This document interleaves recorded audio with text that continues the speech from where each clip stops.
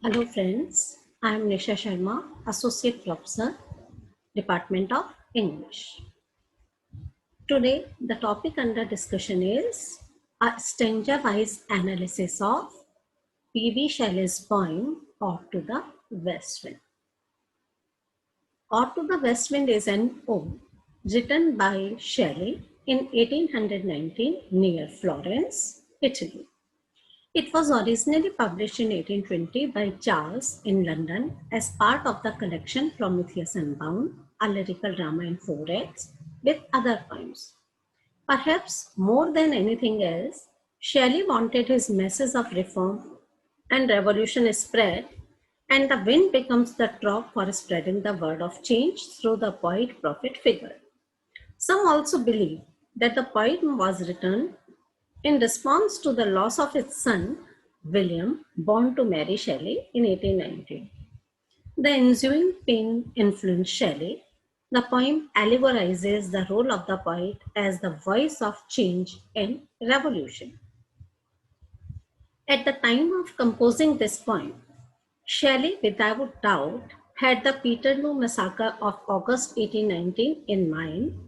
His other poems, written at the same time, The Mask of Anarchy, Prometheus Unbound, and England in 1819, take up these same themes of political change, revolution, and role of the poet. Now, the setting of the poem. The poem was written in a wood that skirts the Arno near Florence, and on a day when that tempestuous wind, whose temperature is at once mild and animating, was collecting the vapors which pour down the autumnal rains. The poem is thus linked for its poet at least to a specific time and place. But surprisingly, the poem doesn't really refer to that time and place. There are no specific references to Florence or the Arno River that runs through it. And the poem doesn't describe a particular gust of wind. Instead, the poem soars across the world, describing the west wind's effects on the earth, the sea, and the sky. Because the poem is about the west wind in general and not some particular gust or storm, it has to transcend a specific setting and talk about how the west wind behaves generally. Thus, the poem's setting encompasses the entire world, or to say, it covers the whole world. Now, we come to the first stanza of the poem. First line of Ode to the West Wind hints at the poem's themes and begins to establish its form. The speaker begins his poem by talking directly to the west wind. This is an instance of apostrophe. Though the speaker addresses the wind is not exactly human and perhaps not even capable of understanding what the speaker is saying, let alone responding to him. This will be a major problem in the poem. As the poem progresses, the speaker will repeat this gesture, addressing the west wind, calling it thou over and over. This is an instance of poetic device, anaphora. He not only admires and celebrates the west wind, he also wants to share in its power.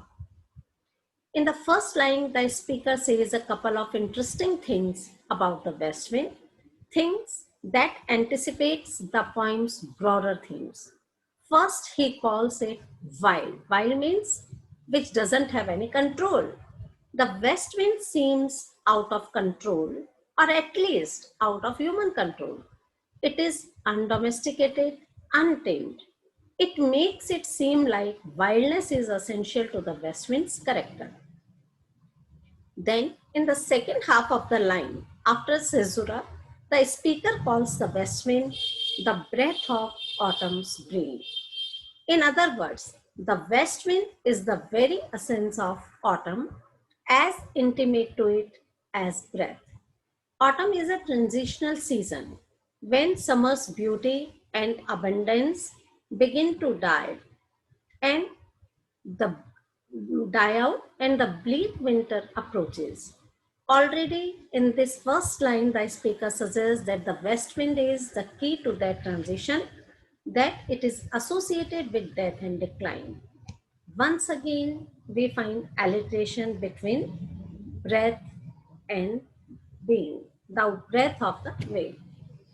Thus, the first stanza begins with the alliteration wild west wind in line 1. The form of the apostrophe makes the wind also a personification. However, one must not think of this ode as an optimistic praise of the wind. It is clearly associated with autumn. The first few lines contain personification elements such as leaves dead. In line 2, the aspect of death being highlighted by the inversion which puts dead at the end of the line. These leaves haunt as ghosts that flee from something that panics them. Chariotist, line number 6, is the second person singular. The corpse within its grave, line number 8, in the next line is in contrast to the azure sister of the spring. It is a reference to the east wind, whose living hues and odors, line 12, evoke a strong contrast to the colors of the fourth line of the poem that evoke death. In the last line of this canto, the west wind is considered the destroyer because it drives the last signs of life from the trees, and the preserver for scattering the seeds which will come to life in the spring. Thus, we can say it is performing two actions. One is of destroying, and the other is of preserving. One who destroys the creation of the world is Lord Shiva, and one who preserves is Lord Vishnu. So, if we talk about it in terms of Hindu mythology, we can say West Wind is performing the function of Lord Vishnu and Lord Shiva. You, the unruly west wind, are the essence of the fall. You are invisible, but you scatter the fallen leaves. They look like ghosts running away from a witch or wizard. The leaves are yellow and black, white and wild red. They look like crowds of sick people. You carry the seeds as if you are their chariot down to the earth where they will sleep all winter. They lie there, cold and humble, like dead bodies in their graves, until your blue sister, the spring wind, blows her trumpet and wakes up the earth. Then she brings out the birds. The birds are being compared to flocks of sheep. They feed in the open air, and she fills the meadows and the hills with sweet smells and beautiful colors. Unruly west wind, moving everywhere, you are both an exterminator and a savior. Please listen to me. One thing which we notice about the poet's language is, in talking about, he says, they look like ghosts running away from a witch or wizard. The leaves are yellow and black and violent pesticidal. Thus, the poet compares visible with the invisible and invisible with the visible. West wind is invisible and the leaves are visible, and the ghosts are invisible. So, he is making this sort of comparison. Now to the second stanza. The second canto of the poem is much more fluid than the first one. The sky's clouds are like Earth's decaying leaves. They are a reference to the second line of the first stanza. They also are numerous in number, like the dead leaves. Through the reference, the landscape is recalled again. The clouds are shook from the tangled boughs of heaven and ocean.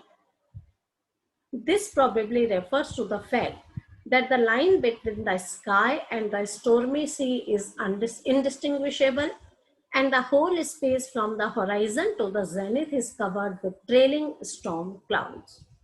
The clouds can also be seen as angels of rain. Rain, in a biblical way, they may be messengers that bring a message from heaven down to earth through rain and lightning. Or we can say the black clouds give a message that there would be heavy rainfall. These two natural phenomena, with their fertilizing and illuminating power, bring a change. Line 21 begins with "of some fierce minute," and again the west wind is part of the second stanza of the poem. Here he is two things at once. First, he is the dirge of the dying year, and second, he is prophet of tumult whose prediction is decisive. A prophet who doesn't only bring black rain and fire and hail, but who will burst it. The logs of the approaching storm are the messengers of this bursting the cloud. Shelley also mentions that when the west wind blows, it seems to be singing a funeral song about the year coming to an end, and that the sky covered with a dome of clouds look like a sepulchre, a burial chamber or grave for the dying year or the year which is coming to an end. And the mention of Maenad here is Maenad are the female worshippers of god Bacchus, who is god of wine. Shelley, in this stanza, expands his vision from the earthly scene with the leaves before him to take in the vaster commotion of the skies. This means that the wind is now no longer at the horizon and therefore far away, but he is exactly above us. The clouds now reflect the image of the swirling leaves. This is parallelism that gives evidence that we lifted our attention from the finite world into the macrocosm. The clouds can also be compared with the leaves, but the clouds are more unstable and bigger than the leaves, and they can be seen as messengers of rain and lightning, as it was mentioned above. In the high and whirling reaches of the sky, you send the clouds twirling. They look like dead leaves, shaken loose from the branches of the heaven and the sea. They are like angels, full of rain and lightning, or they are scattered across the blue sky, like the blonde hair of a wildly dancing girl who is a follower of Dionysius. The clouds stretch from the horizon to the top of the sky like the hair of the coming storm. West wind, you said song of the end year. The night will be like the dome of a vast tomb, the clouds you gathered like archways running across it. And from the solid top of that tomb, dark rain, lightning, and hail will fall down. And then again the poet makes a request to the west wind to listen to him. Charge of vagueness have been made on stanza on the images presented by the poet in stanzas second and third. In the third stanza, the poet refers to the effect of west wind in the water. The question that comes up when reading the third stanza at first is what the subject of the verb saw could be. On the one hand, there is the blue Mediterranean. It is said that he lay lulled by the coil of his crystalline streams beside a punic isle in Bay's Bay and saw in sleep old palaces and towers. On the other hand, it is also possible that the lines of this stanza refer to the wind again. Then the verb that belongs to the wind as subject is not lay, but the previous line of the stanza that says, "Thou who didst waken and saw."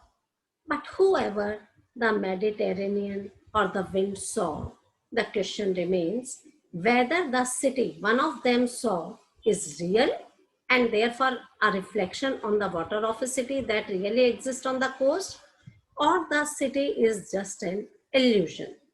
To explain the appearance of an underwater world, it might be easier to explain it by something that is realistic. And that might be that the wind is able to produce illusions on the water with its pressure. The wind would waken the appearance of a city from what is known of the wind from the last two stanza.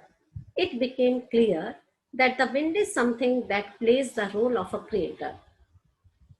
Whether the wind creates real things or illusions does not seem to be that important. Bays Bay, at the northern end of the Gulf of Naples, actually contains visible Roman ruins underwater that have been shifted due to earthquake. Obviously, the moss and flowers are seeded. From line 26 to line 36, he gives an image of nature. But if we look closer at line 36, we realize that the sentence is not what it appears to be at first sight, because it obviously means so sweet that one feels faint in describing them. This shows that the idyllic picture is not what it seems to be, and that the harmony will certainly soon be destroyed. A few lines later, Shelley suddenly talks about fear. This again shows the influence of the west wind, which announces the change of the season. You walk the Mediterranean from its summer days. That blue sea, which lay wrapped in its crystal clear currents, was snoozing near an island made of volcanic rock in the Bay near Naples. In the waters of the bay, you saw the ruins of old palaces and towers, now submerged in the water's thicker form of daylight. These dunes were overgrown with sea plants that looked like blue moss and flowers. They are so beautiful that I faint when I think of them. You, whose path turns the smooth surface of the Atlantic Ocean into tall waves, deep below the surface, sea flowers and forest of seaweed, which have leaves with no sap, hear your voice and turn grey from fear, trembling, losing their flowers and leaves. Listen to me. Well, now, what is important is the description of the west wind given by the poet, or we can say the activities of the west wind that takes place on earth, in sky, or on underwater vegetation.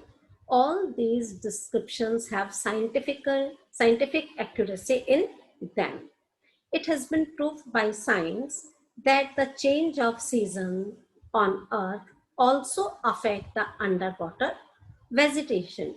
So when there is autumn on the earth, it would have its effect on the sea, but the poet has presented it in such manner that when the underwater vegetation hear the voice of wind, they suddenly grow gray with fear. It means changing of the color of leaves and then trembling and then losing. So it means the change of weather on earth can also be seen in underwater vegetation. Now, the fourth stanza. Whereas the stanzas 1 to 3 begin with O wild west wind and thou, and were clearly directed to the wind, there is a change in the fourth canto. The focus is no more on the wind, but on the speaker, who says, If I were a dead leaf, thou mightest fear. Until this part, the poem has appeared very anonymous and was only concentrated on the wind and its forces, so that the author of the poem was more or less forgotten. It becomes more and more clear that what the author talks about now is himself.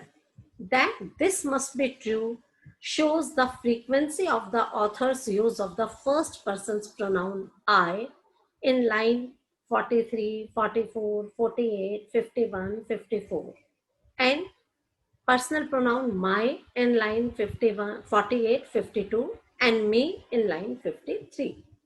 These pronouns appear 9 times in the fourth stanza.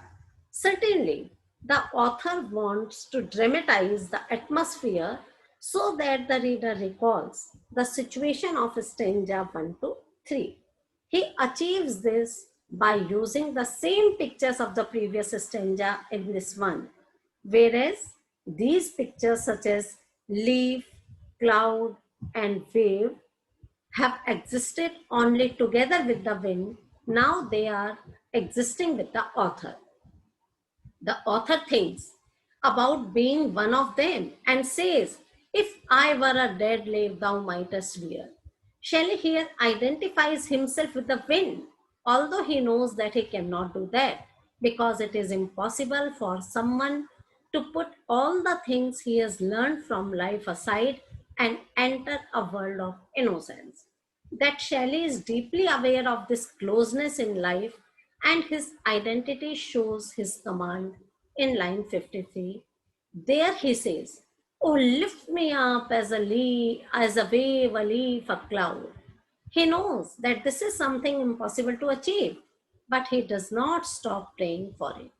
The only chance Shelley sees to make his prayer and wish for a new identity with the wind come true is by pain or death, as death leads to rebirth.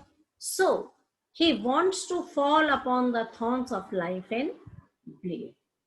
At the end of the stanza, the poet tells us that a heavy weight of ours has chained and bore. This may be a reference to the years that have passed and chained and bore the hope of the people who fought for freedom and were literally imprisoned. With this knowledge, the west wind becomes a different meaning. The wind is the uncontrollable who is stainless. One more thing that one should mention is that this canto sounds like a kind of prayer or confession of the poet. The confession does not address God and therefore sounds very impersonal. Shelley also changes his use of metaphors in this stanza. In the first stanzas, the wind was a metaphor explained at full length. Now the metaphors are only weakly presented, the thorns of life. Shelley also leaves out the fourth element, the fire. In the previous stanzas, he wrote about the earth, the air, and the water. The reader now expects a fire, but it is not there. This leads to a break in the symmetry. "If only I was a dead leaf, you might carry me. You might let me fly with you if I was a cloud. Or if I was a wave that you drive forward, I would share your strength, though I would be less free than you, since no one can control you. If only I could be the way I was when I was a child, when I was your friend, wandering with you across the sky, then it didn't seem crazy to imagine that I could be as fast as you are. Then I wouldn't have called out to you, prayed to you in desperation. Please lift me up like a wave, a leaf, or a cloud. I am falling into life's sharp thorns and bleeding. Time has put me in shackles and diminished my pride, though I was once as proud, fast, and unruly as you." And now comes the fifth stanza, or to say the last stanza. Again and again, the wind is very important in this last stanza. At the beginning of the poem, the wind was only capable of blowing the leaves from the tree. In the previous canto, the poet identified himself with the leaves. In this canto, the wind is now capable of using both of these things mentioned before. Everything that had been said before was part of the elements: wind, earth, and water. Now the fourth element comes in, the fire. There is also confrontation in this stanza, whereas in line 51 Shelley writes, "Make me thy lyre." There is "thou me" in line 62. These pronouns appear 7 times in the fifth stanza. This signals a restored confidence, if not in the poet's own abilities, at least in his capacity to communicate with the wind. It is also necessary to mention that the first person pronouns again appear in a great frequency, but the possessive pronoun "my" predominates. The stanza is no more a request or a prayer as it had been in the fourth stanza. It is a demand. The poet becomes the wind's instrument, his lyre. This is a symbol of the poet's own passivity towards the wind. He becomes his musician, and the wind's breath becomes his breath. The poet's attitude toward the wind has changed. In the first stanza, the wind has been an enchanter, and now the wind has become an incantation, line number 65. And there is another contrast between the last two stanzas and the fourth stanza. The poet had articulated himself in singular, a leaf, a cloud, a wave, and one too like they. The, the poet in this canto uses plural forms, for example, my leaves, thy harmony, my thoughts, ashes and spark, and my lips.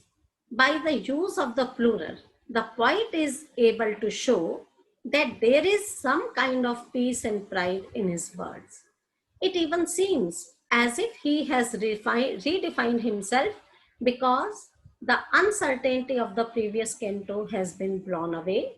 The leaves merge with those of an entire forest and will become components in a whole tumult of mighty harmonies. The use of this will is certainly a reference to the future.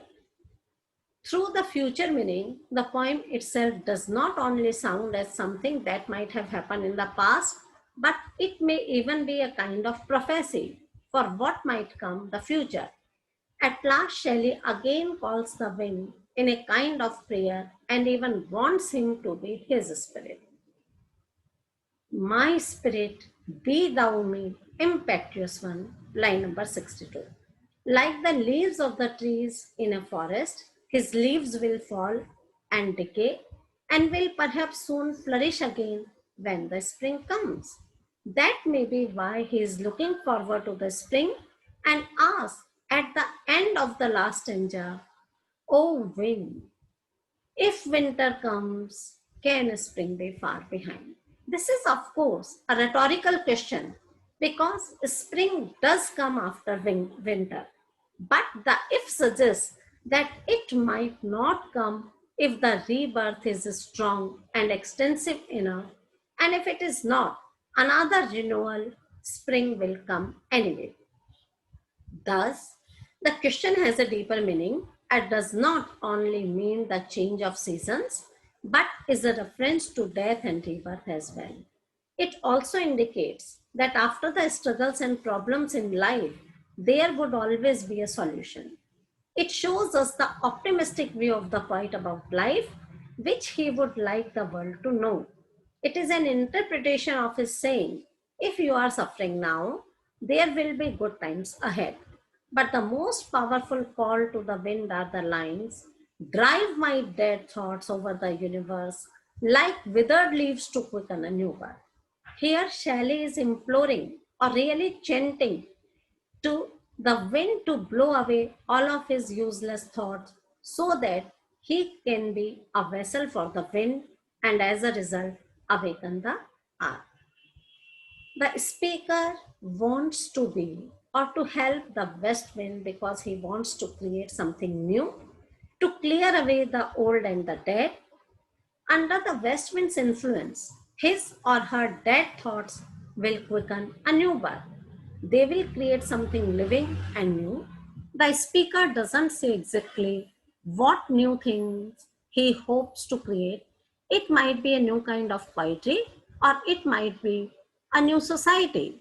Indeed, many readers have interpreted the poem as a call for political change. Either way, for the speaker, that newness can't be achieved through compromise with the old and dead. It can emerge only through the cleansing destruction that the west wind brings. Thank you.